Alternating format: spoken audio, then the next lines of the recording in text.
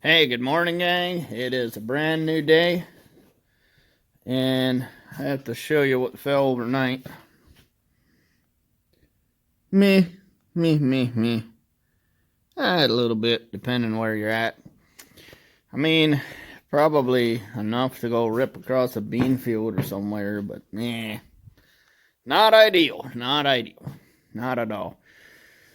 So, first step today, I got all the hardware for the skags. Looks like this one over here is already gone. And we're gonna arm us with a big old gun, because we're not messing around, bro. They're either coming off, well, they're coming off either way. They're either coming off the way where they come off the way they're supposed to, and then they're coming off the other way. And I have bolts and a welder. I'll weld new ones in if they break. I have never figured out, honestly, why in the world these studs have to be so long. It's like, hey, let's just put bolts on here that'll break. They'll never, in any case, come off. So that's where we're at. All right, that is basically it, though. I'm going to get stuck straight into it. And look at my lights. It's 60 degrees out. I can't see anything. What's going on? So I have a new headlamp coming. I was on an auction for one and then got beat off, by somebody that beat me off of it. So that's pretty simple to understand, especially if I explain it. Whoa! Yeah, let's get stuck straight in. Get to cutting, grinding, and welding. So I actually look where the carbides are, come to think of it, and they are in Jacksonville, Florida. So anyway, here's this carbide grit stuff from the horseshoes. Here, gotta do the old hand trick. There's little chips of carbide, and they're in like a nickel silver brazing rod mix, and it varies by manufacturer. The amount of the carbide chip size, the carbide quality, and the actual mix of carbide, or the actual mix of brazing rod might be more bronze or different alloys of that. So I'm actually throwing these out so I could scratch these off and try and use them. But so I guess what we're gonna do is I'm going to take a dig through the pile and see what I got, and I'm going to try and save these carbide pieces that are here. So once we got these all off of here, we'll set the skis aside and then get the oxyacetylene set over here and see if I can pick those off, because that would be pretty good if I could save some of those. Yesterday I was digging in there. I actually do have a little bit of round rod left. It's, oh, there it is. Here it is. So I thought it was 5/8. That's the right size right there. So we might put some of that on there and maybe inset. Anyway, it'll be on time lapse, and we will come back and show you guys exactly what happened.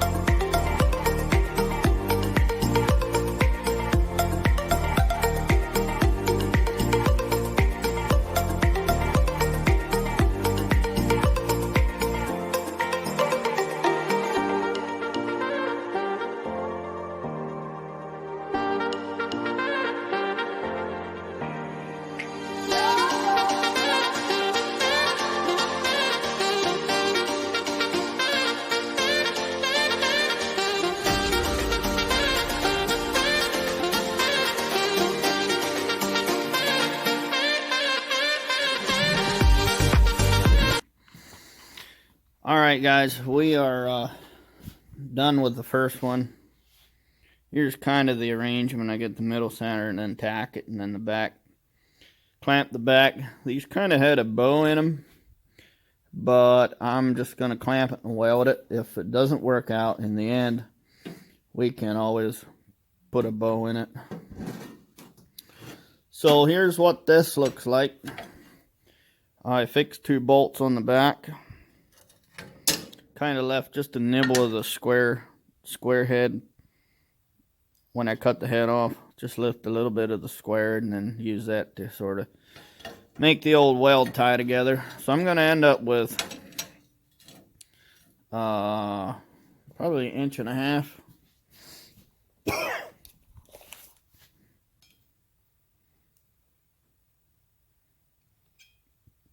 Yeah, right, 1.5 inches. 1.5 inches of carbide there. I think we need to go put this somewhere where it'll focus.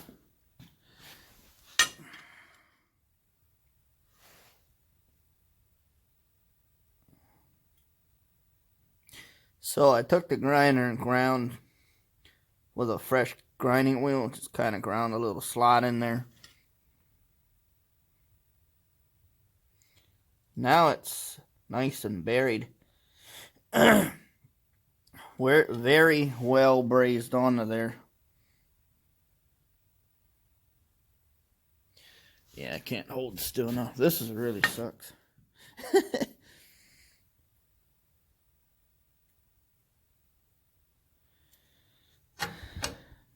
Looks pretty. Looks like crap now, but I mean, it's on there.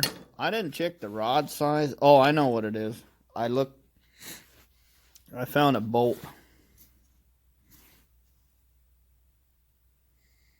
And a 7/16 rod. I don't know how I had 36 inches of rod just laying there, but hey.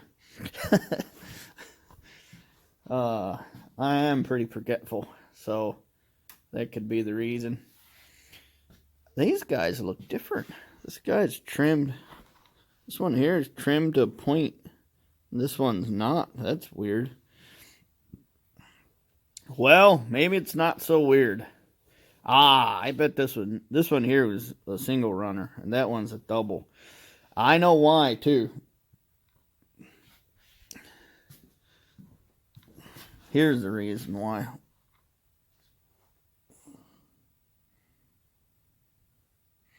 Those 2 middle holes are all pushed sideways. And this is a ski with a chunk off out of it. Yeah, that's what happened. I wonder why they tried to fix it without fixing the whole snowmobile. So I'm going to go ahead and guess that when it got hit, it pushed the skag sideways and ripped the holes and broke stuff. Maybe it's not the first time they hit stuff with it either, so that's a possibility. Alrighty, well, I'm going to go eat some lunch and then come right back out here and start grinding and welding and brazing. I have one more full piece of carbide, and then I have a couple more broken pieces, so it'll have 1.5 inches on the front, and maybe I do one in the middle and one in the back. I don't know. We'll have to see. But that should work pretty good. That might even get me through the whole season. At least it should steer. That'll be great. And if all this doesn't work out, we'll come back for another round with some woodies.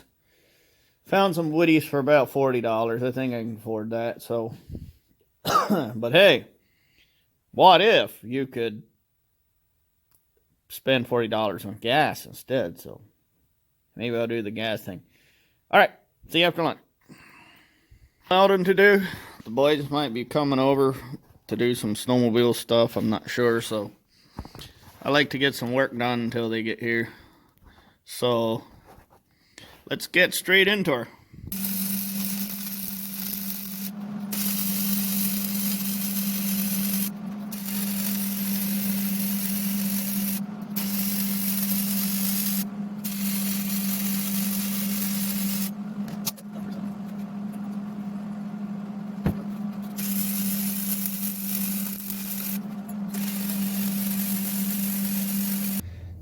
Sounds like somebody's here.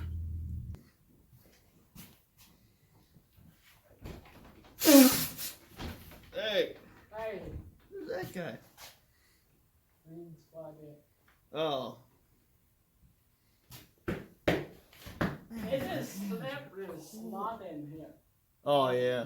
Nice concrete. But then my boots are packed for the snowmobile. I'm gonna shut my.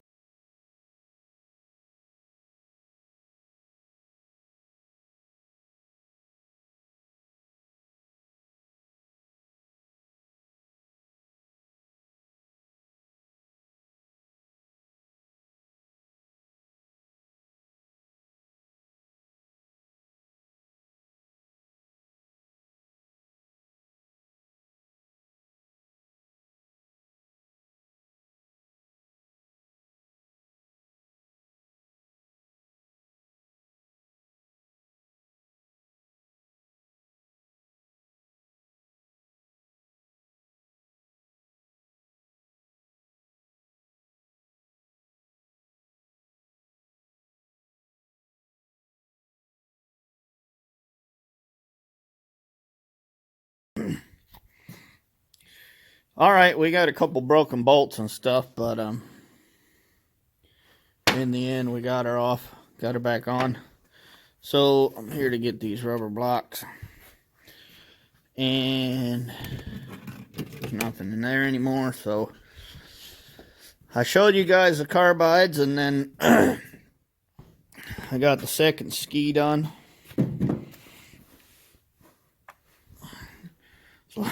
So those are even the even longer bolts I put in. So the back one broke off, so I just stuck a bolt, drilled it, and stuck a bolt in and welded her. I didn't realize, but I think these skags actually have a bow in them. Seems, yeah, they have a bow in them. So we're gonna have sort of a flat ski if we ride in the